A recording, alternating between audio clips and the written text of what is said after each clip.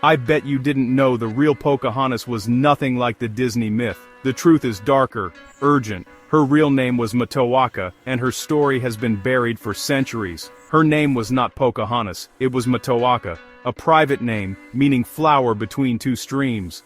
Pocahontas was just a childhood nickname, but it's the name history remembers. John Smith, who claimed she saved his life, waited until after her death to tell that story. This is not a love story. It's the story of a child caught between two worlds. The myth of romance and harmony is a fiction, crafted to soothe a nation's conscience. The truth is more tragic. Abduction, loss, and a young girl used as a pawn. Matoaka was only about 10 when the English arrived. She was not a swooning woman, but a curious, intelligent child. The famous rescue of John Smith?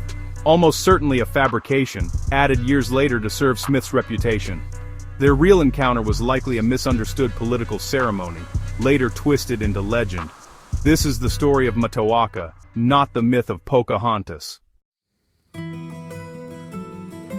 Before the English arrived, Matoaka's world was vibrant and secure. She was born into the Powhatan Confederacy, a powerful alliance led by her father, Wahun Senekau. Her home, Senekamaka, was rich with forests, rivers and tradition. Matoaka learned the ways of her people, farming, medicine, and community. The Powhatan were not savages, but a sophisticated society with complex systems of government and trade.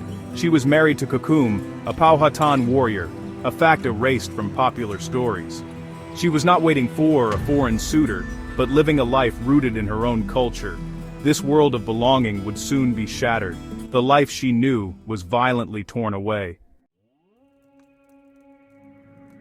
The English arrival in 1607 brought hunger, disease, and conflict.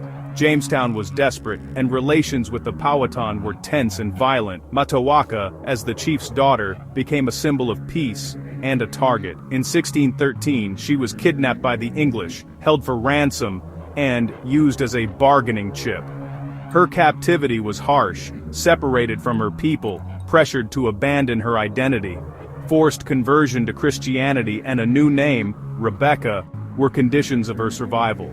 Her marriage to John Rolfe was not romance but strategy, a fragile peace at the cost of her freedom. The union brought temporary calm, but erased her Powhatan self. Matoaka's identity was systematically dismantled. She became a pawn in a foreign world.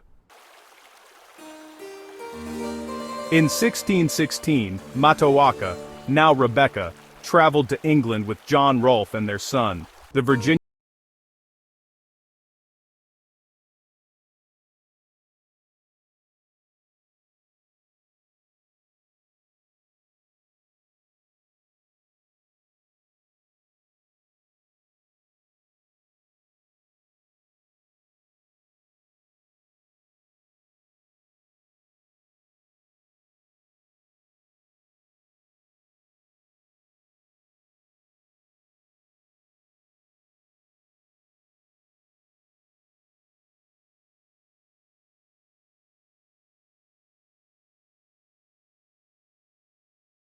far from the rivers and forests of her childhood.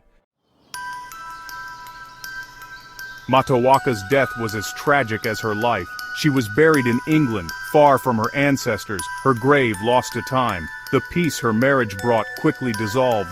Violence returned. The world remembers the myth, not the real Matoaka. Her true story of loss, erasure, and resilience was replaced by a comforting fiction. To remember her is to reject the fantasy and speak her real name.